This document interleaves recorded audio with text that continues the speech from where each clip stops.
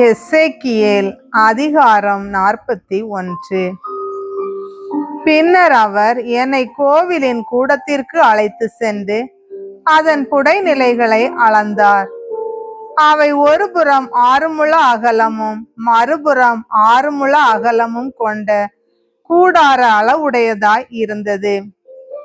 வாயிலின் அகலம் 10 முழம்.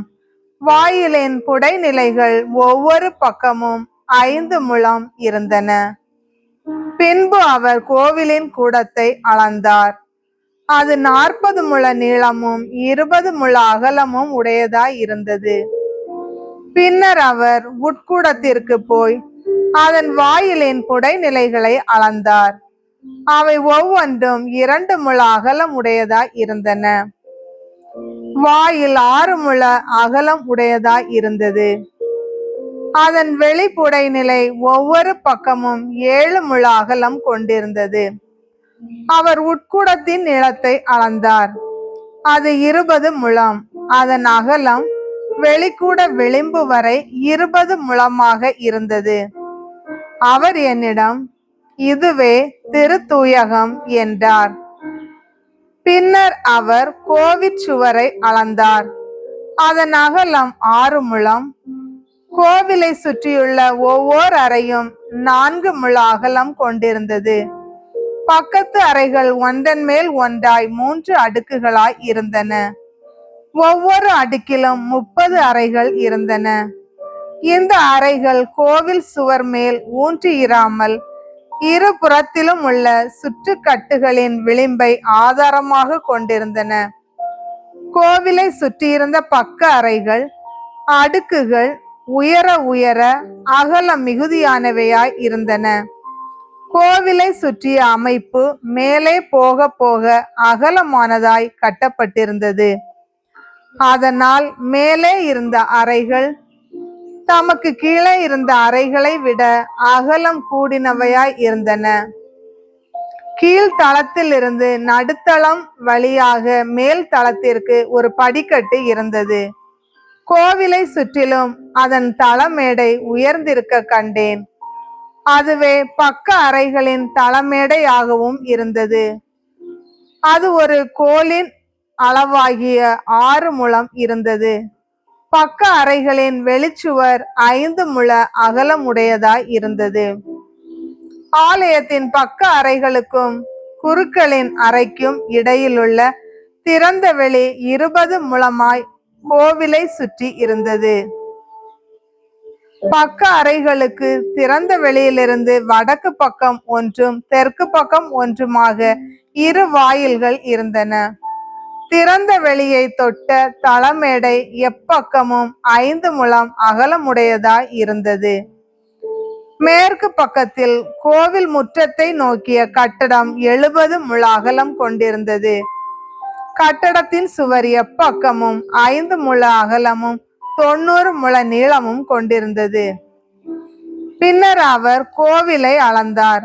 அது 100 முழம் நீளமுடையதாய் இருந்தது.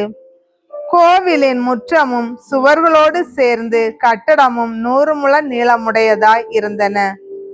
கோவிலின் முகப்புறம் அதன் கிழக்கு முற்றமும் கோவிலின் முகப்பும் அதன் கிழக்கு முற்றமும் 100 முழ அகலமுடையதாய் இருந்தன. பின்னர் அவர் கோவிலின் அருகிலிருந்த முற்றத்தை நோக்கிய கட்டடத்தை அதன் ஒவ்வொரு பக்கம் இருந்த மேடை இருக்கையுடன் அளந்தார். அது வெளிக்கூடம் உட்கூடம் முற்றத்தை நோக்கிய புகுமுக மண்டபம் உட்பட 100 முழமாய் இருந்தது. அவை மூன்றையும் சுற்றிய மேடை இருக்கைகள், வாயிற்படிகள், குறுகலான பலகணிகள், வாயிற்படிகளை உள்ளடக்கியதும் தாண்டியதுமான அனைத்தும் மரத்தினால் செய்யப்பட்டிருந்தன. தளத்திலிருந்து பலகனி வரை சுவர் முழுவதும் பலகணிகளும் மரத்தினால் வேயப்பட்டிருந்தன.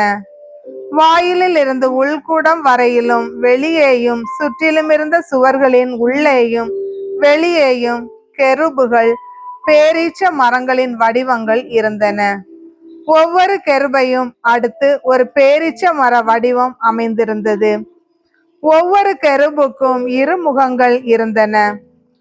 அவற்றுள் ஒன்று பேரிச்ச மரத்தை நோக்கிய மனித முகமாகவும் மற்றொன்று அடுத்த பேரிச்ச மரத்தை நோக்கிய சிங்க முகமாகவும் கோவில் முழுவதும் அமைந்திருந்தன. தளத்திலிருந்து வாயிலின் மேற்பகுதி வரை வெளிக்கூட சுவர்களில் கெருபுகள் பேரிச்ச மர வடிவங்கள் அமைந்திருந்தன. கோவில் கூடத்திற்கு நீள் சதுர வாயிற்கதவு இருந்தது. திருத்தூயகத்தின் முன்னும் அது போன்றே இருந்தது. அங்கே 3 முழ உயரமும் 2 முழ நீளமும் கொண்ட ஒரு பீடம் இருந்தது. அதன் முனைகளும் அடிப்பகுதியும் பக்கங்களும் மரத்தினால் செய்யப்பட்டிருந்தன. அந்த மனிதர் என்னிடம், ஆண்டவரின் திரு முன்னிலை மேசை இதுவே என்றார். கோவிற்கூடத்திற்கும் திருத்தூயகத்திற்கும் 2 வாயில்கள் இருந்தன. வாயில்கள் ஒவ்வொன்றுக்கும் இரட்டை கதவுகள் இருந்தன.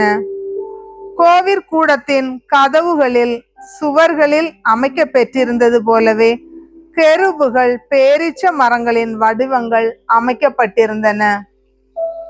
புகுமுக மண்டபத்தின் முன்னால் மரத்தினால் ஆன விதானம் இருந்தது.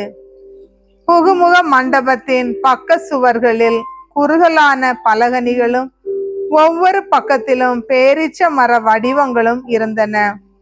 கோவிலின் பக்க அறைகளில் விதானங்கள் இருந்தன.